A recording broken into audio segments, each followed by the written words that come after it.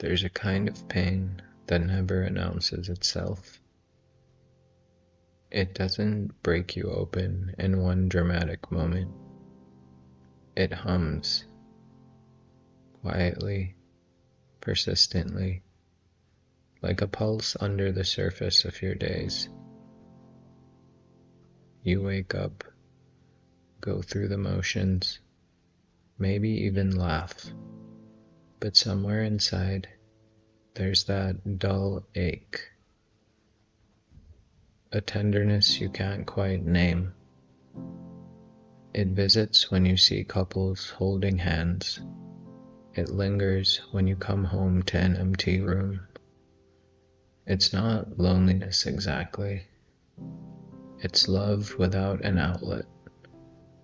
Warmth with nowhere to pour itself. You know it well.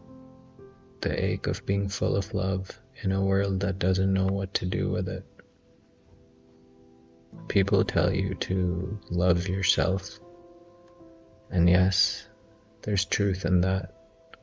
But there's also a cruelty in how easily it's said, as if self-love can replace the human need for connection, witness, and touch. You don't want to replace love. You want to belong to it. Mystic writer, wonderful human being, and someone whose teachings I've never been able to forget, Mirabai Starr calls this holy longing. The deep ache that comes from remembering something infinite, even while living in a finite world. You are not broken for wanting love. You are remembering love. The pain in your chest is not emptiness. It's evidence of depth. It's proof that your heart was built to feel more than convenience, more than companionship that never touches the soul. As Mirabai writes, longing is the path. It's not a problem to be solved. It's the sacred fire that keeps the soul alive. When you ache for love, you are not falling behind. You are in communion with mystics, poets, and prophets who spent their lives in conversation with absence. Rumi wrote to a god he could never see. Mirabai, the saint for whom Mirabai Starr is named, sang to a lover who never came. Your longing places you in ancient company. From a psychological lens, this ache is not pathological. It's the nervous system learning to live without illusion. When we stop numbing ourselves with distraction, our sensitivity returns. The ache emerges. That's the moment most people mistake for failure. But it's actually the moment of awakening, when your internal radar for truth switches on. Your mind is saying, why can't I just be normal? But your soul is saying, because you were made for more. This isn't delusion, despite it seeming like it. This isn't delusion, despite what it looks like. It's discernment. You're beginning to see how shallow connection drains you, how small talk starves you, how situationships leave your spirit half alive. That dull heartache isn't a disorder. It's the soul's way of saying, stop shrinking, stop settling. Women especially are taught to numb this ache, to tuck it beneath busyness, productivity, or spiritual platitudes. When they can't, they're called needy, dramatic, or too emotional. But as Mirabai Starr reminds us in her book Wild Mercy, we ache because we are alive to the suffering and the beauty of the world. To be awake is to ache. The ache, then, is not a flaw of womanhood. It is its signature. It is how the feminine soul remembers itself before the world taught it to behave. To want deeply is not weakness, it's your birthright.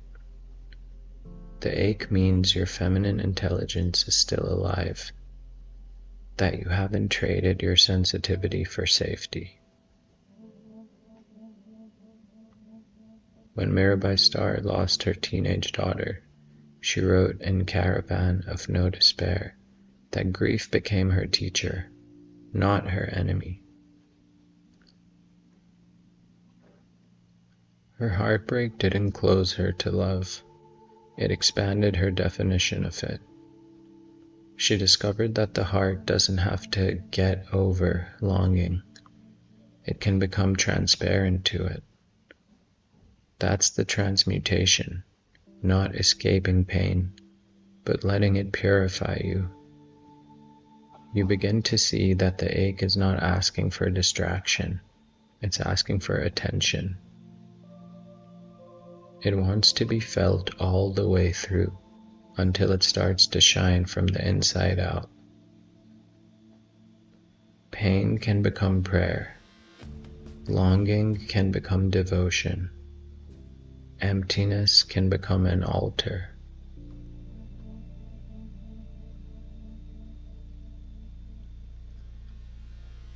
The ache hurts so much because it carries memory.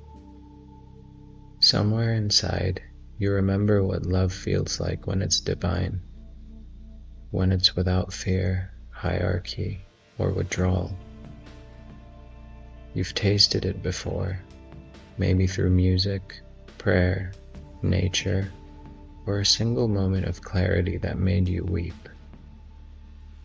You ache because you've seen the truth, and it's hard to come back to a world that only plays at love. But this ache doesn't have to isolate you. It can refine your discernment. You start to see that not everyone can meet your depth, and that's okay. It doesn't mean you'll never be met. It means you'll no longer waste yourself on those who can't swim as deep. You might not have the relationship you want yet, but that doesn't mean love isn't working on you.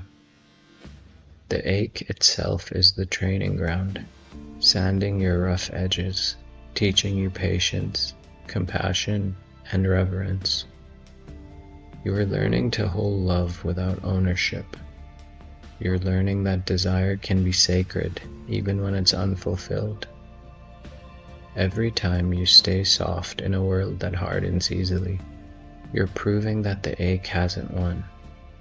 It has refined you. Maybe the ache in your chest isn't emptiness. Maybe it's the pulse of something sacred trying to move through you. You are not broken for wanting love. You are becoming spacious enough to hold it in all its forms, divine, human, fleeting, and eternal. So let the ache be. Don't rush it away. Don't shame it. Sit beside it like an old friend who knows too much. One day, the ache will soften, not because it disappears, but because it finally realizes it has been love all along. You ache because you care. You long because you're alive. You wait because what you want is real. That's not weakness. That's grace.